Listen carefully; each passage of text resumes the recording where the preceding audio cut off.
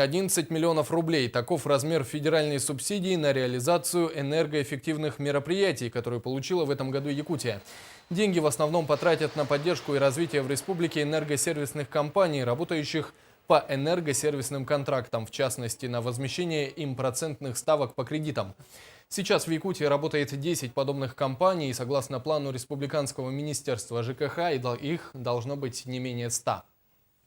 В этом году, помимо этого, еще и компенсируем покупку тоже энергосберегающего оборудования. То есть предприятие, если что-то такое новое установило, тоже энергосервисная компания. Почему я говорю энергосервисная компания? Потому что нам институт сейчас очень надо сильно развивать. Он не очень у нас в Якутии сильно развит. Вот. И мы видим очень большие потенциалы в нем. Вот. Предприятия вот эти будут покупают там, ну, трубы там те же самые, или что-то, вот, что экономит ресурсы. Вот. Если они это приобрели, показали, доказали, то они тоже имеют право получить субсидию на возмещение этих расходов.